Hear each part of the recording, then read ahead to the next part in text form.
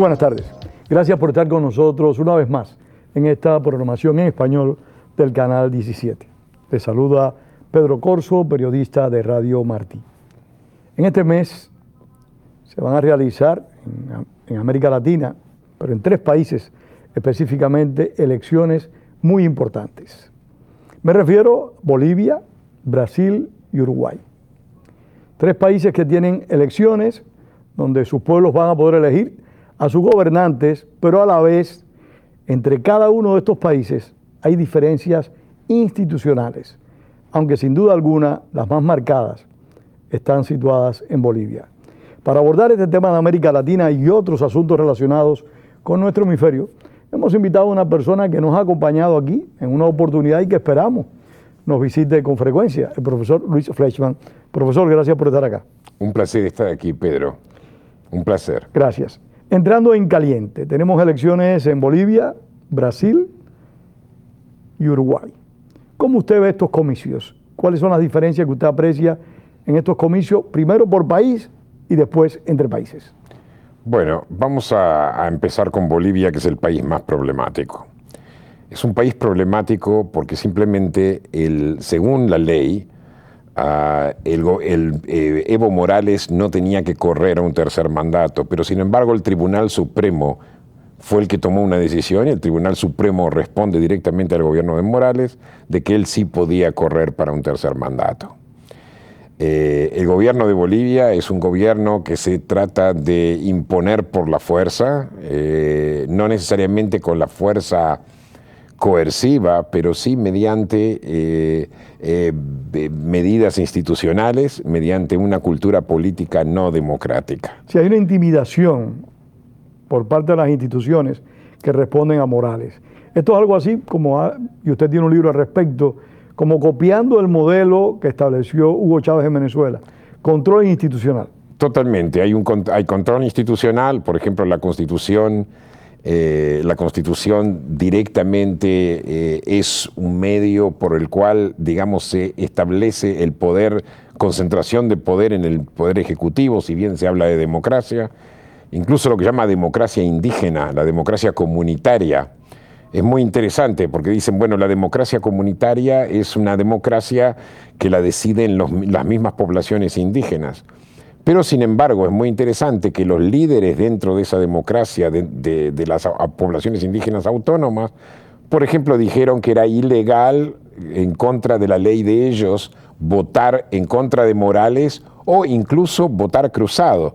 O sea, que si uno vota por Morales y después no vota por el partido MAS en el Congreso, eso sería como ilegal, sería como una transgresión, una falta de lealtad, por así decirlo. Llegó a haber un diputado que dijo que aquellas personas que no votaran, un diputado del MAS, el partido de Evo Morales, que aquellas personas que no votaran por Evo Morales debían ser azotadas. Totalmente, y esto está apoyado por el mismo vicepresidente de Bolivia, que es Álvaro García Lineras, una persona que no tiene ninguna fe democrática.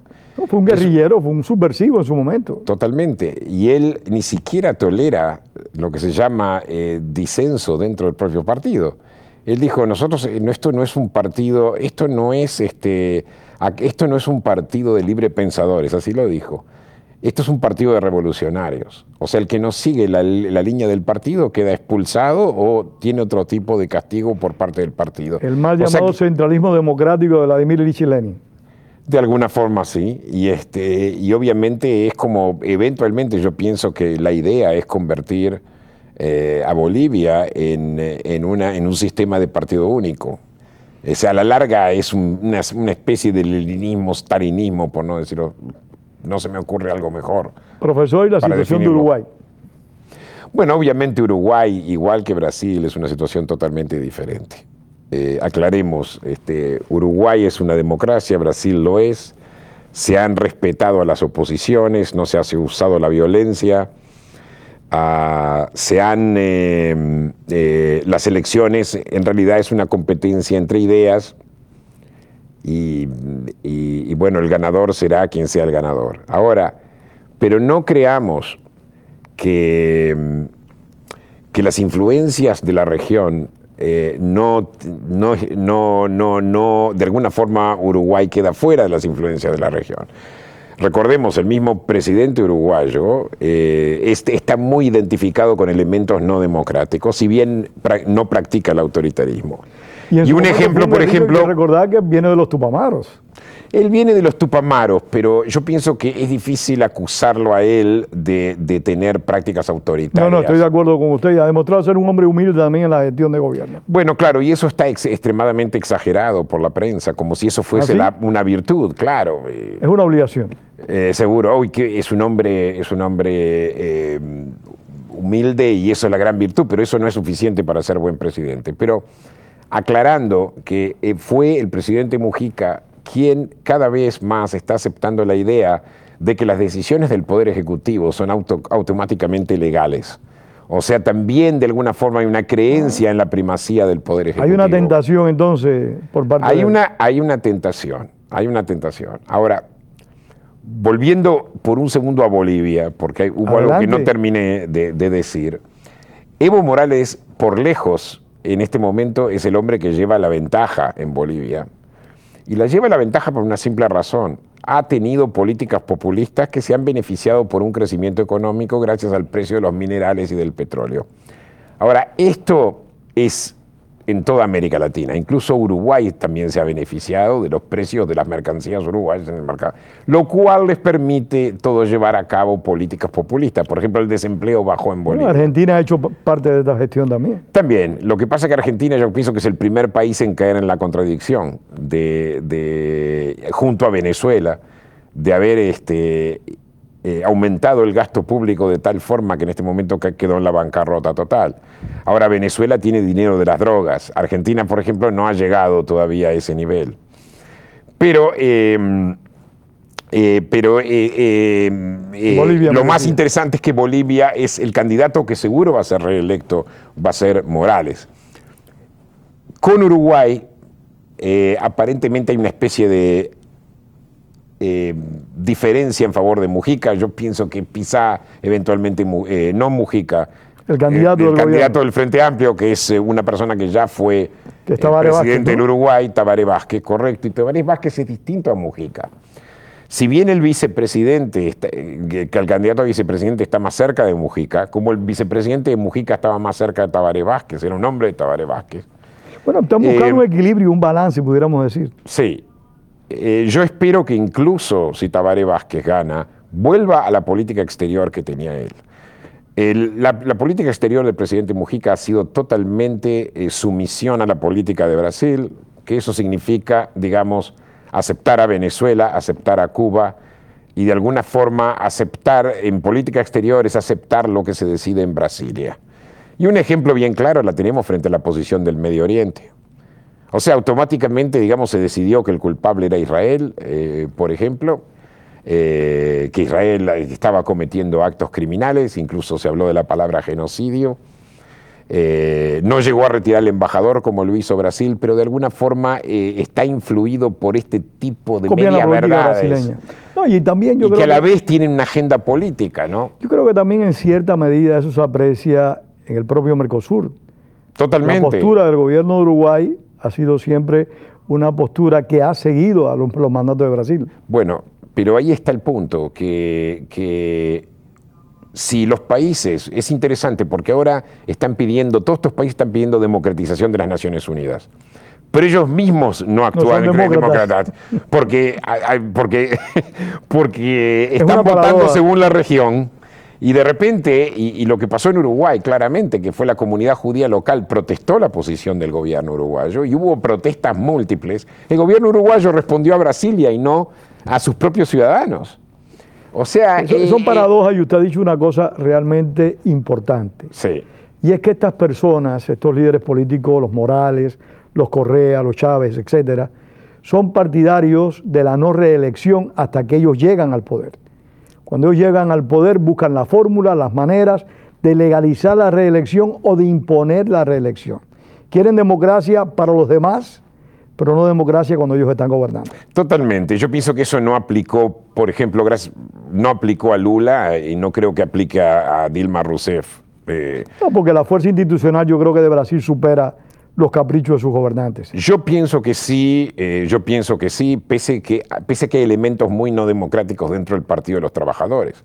Lo que llama la base, lo que le decimos grassroots dentro del Partido de los Trabajadores brasileño, es totalmente chavista. Y de alguna forma la política brasileña es una política que ha sido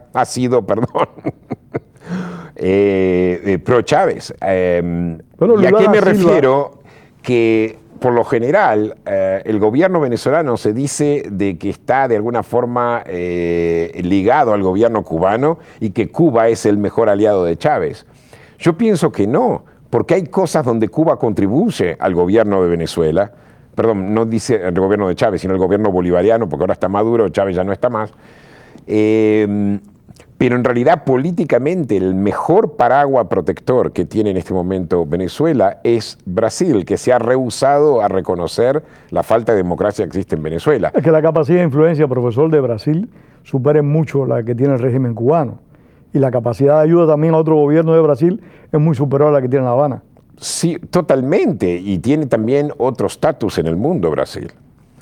Pero quedemos bien en claro que estas políticas exteriores son políticas exteriores, en mi opinión, muy problemáticas, porque hay una alianza automática con el tercer mundo.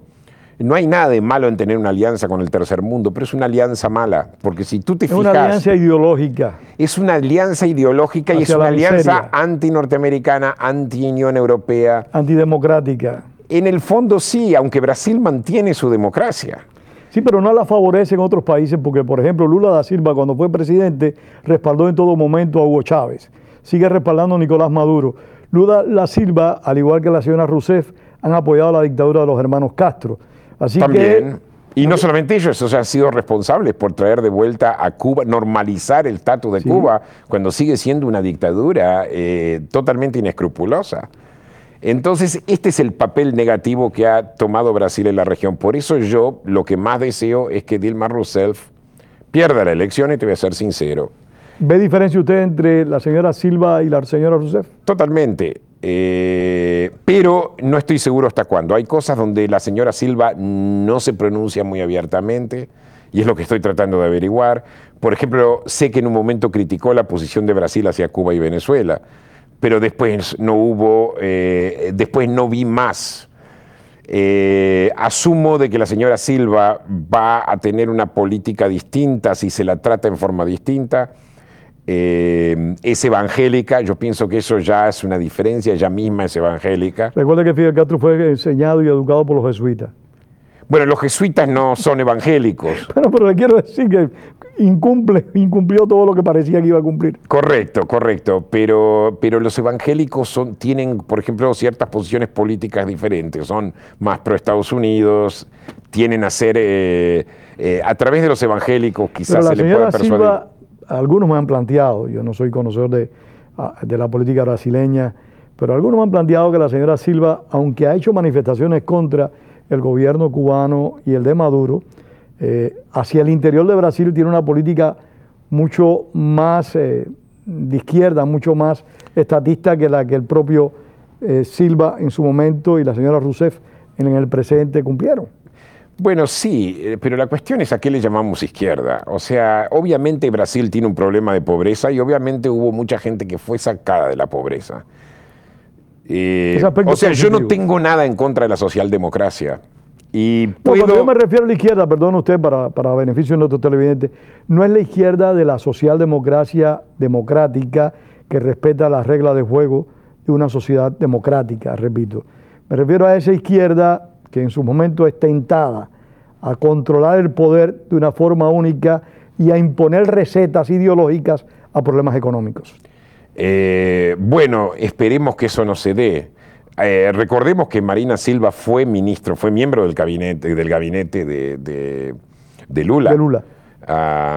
Y después hubo una decisión. Y en este momento las encuestas dan como que la diferencia que le está llevando Dilma Rousseff es muy poca. Mucho menor que la diferencia que le está llevando Tabaré Vázquez, o sea, el Frente Amplio, al Partido Nacional en Montevideo. Y ciertamente mucho menor de la ventaja que está llevando Morales en Bolivia, que es seguro ganador, ¿no? Al menos que haya un milagro. Pero la señora Rousseff, la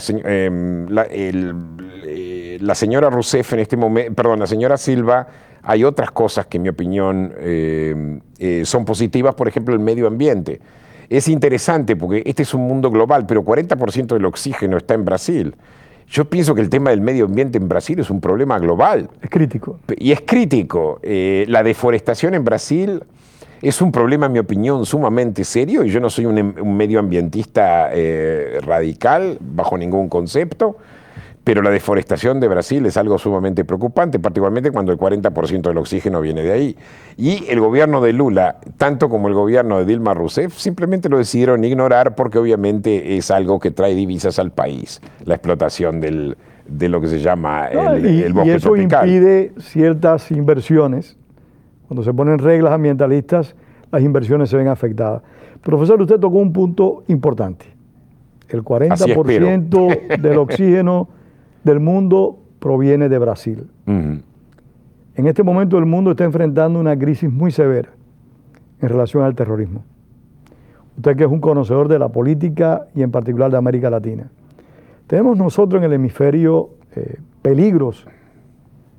Hay potencialidad terrorista islámica o de cualquier otro apellido en el continente americano. Totalmente. Recordemos el informe que el fiscal Alberto Nisman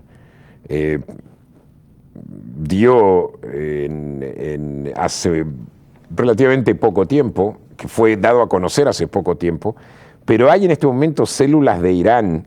Irán protege a Hezbollah en una docena de países en América Latina. Esto incluye también células en países como Argentina, Brasil, Uruguay, hasta las Guayanas. Por ejemplo, recordemos el intento de ataque terrorista en el aeropuerto Kennedy. Fue perpetrado por un terrorista pro-iraní que el ataque fue interceptado.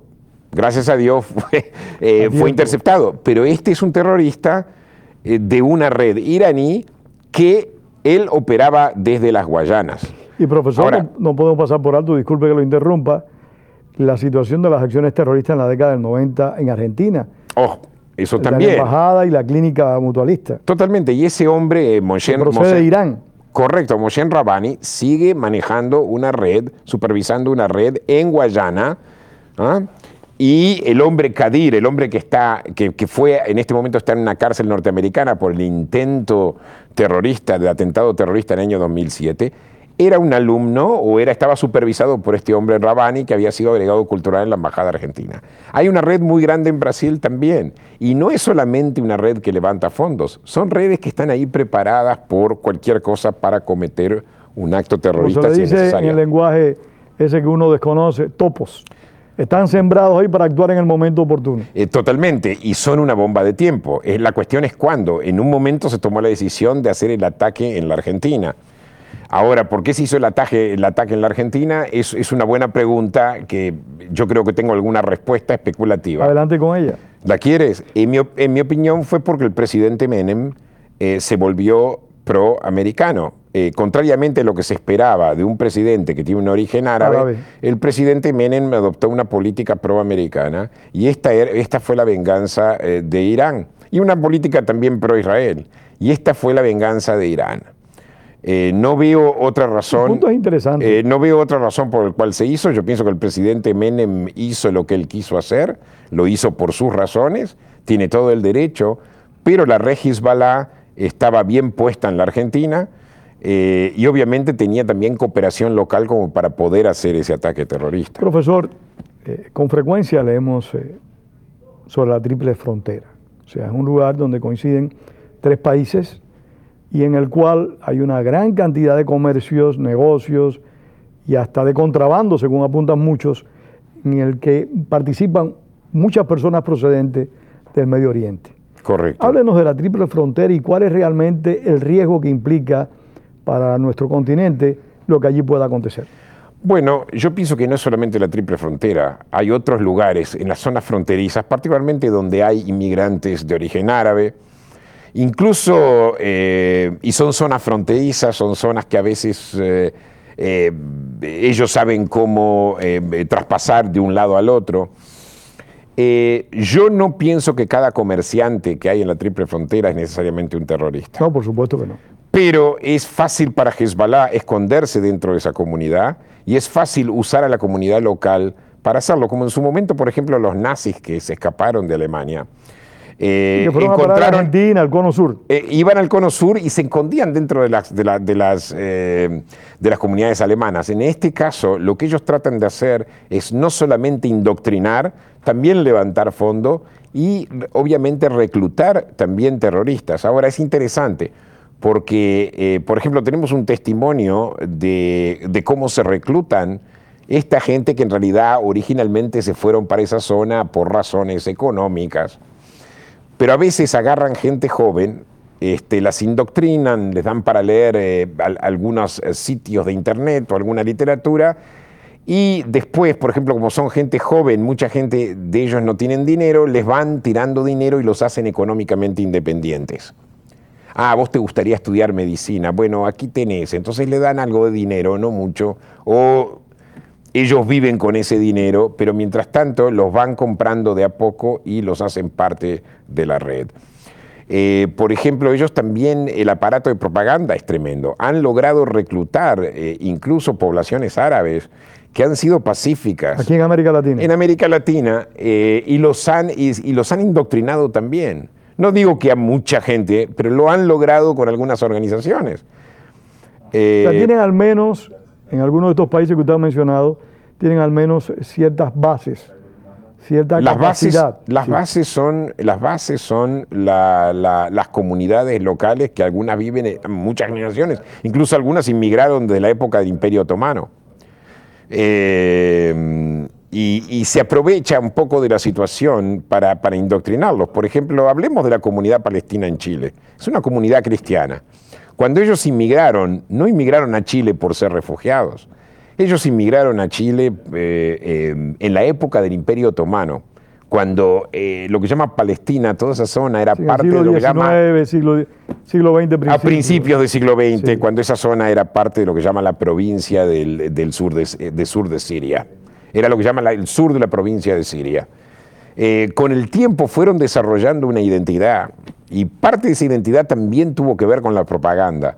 No digo que esto haya sido directamente obra de Irán, porque no sé cuánta influencia pudo haber tenido Irán sobre una comunidad cristiana, pero fue obra de la propaganda, y yo pienso que la propaganda trabaja. Irán actúa en los mismos parámetros. Ahora, hay algo que es todavía mucho más peligroso y mucho más amenazante, que son los túneles que se descubrieron entre Estados Unidos y México. Como tú viste en la reciente guerra en Gaza, Israel desmanteló varios túneles. Eran túneles que parecían hechos por compañías que se dedicaban a construir túneles. Bueno, en este momento los túneles que se han descubierto en la frontera México-Estados Unidos, imagínate, es una frontera que es 200 veces más grande que la frontera entre Gaza e Israel. Se descubrieron un montón de túneles. Y esos túneles están hechos a imagen de los túneles que Hezbollah construyó en el sur del Líbano. O sea que hay, y ahora, ¿quién los usa esos túneles?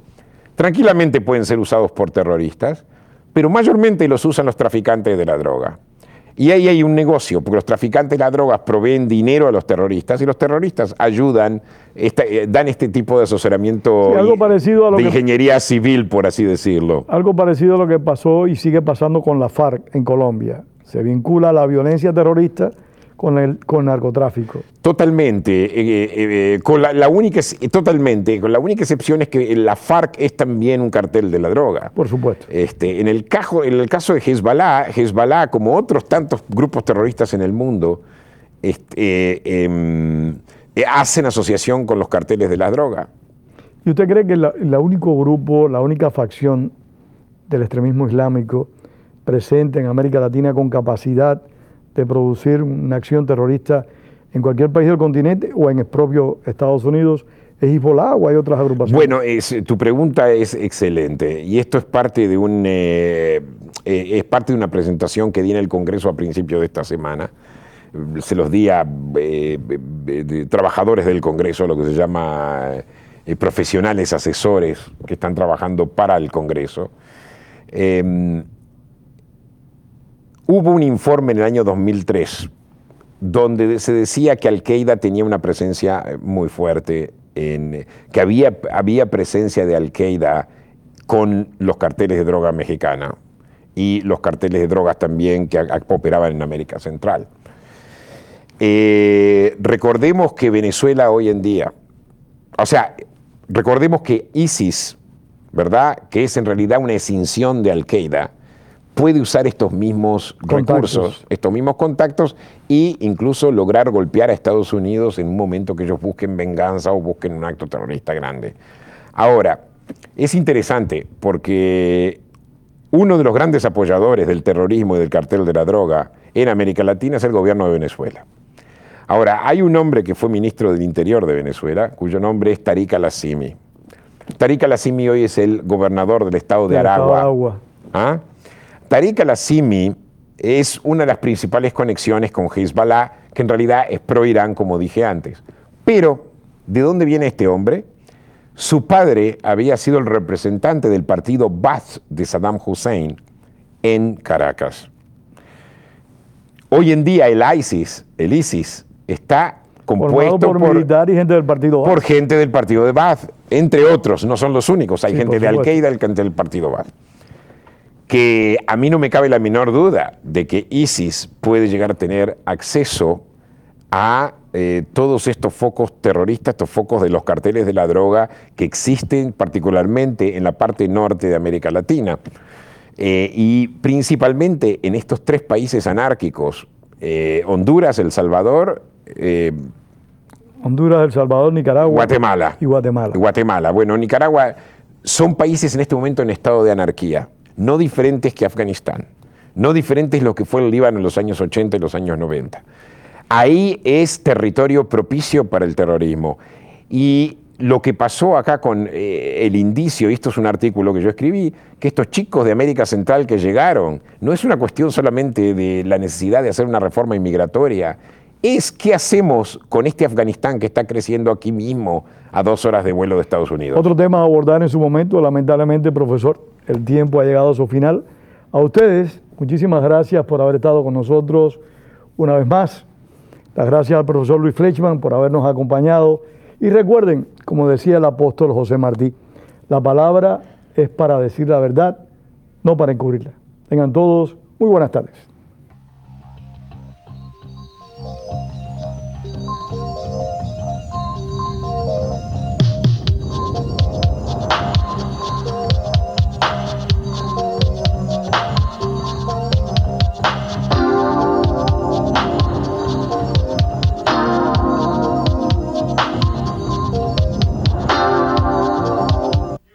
Hola, habla su amigo Pedro Corso. Cada semana usted disfruta de la programación en español en su canal 17.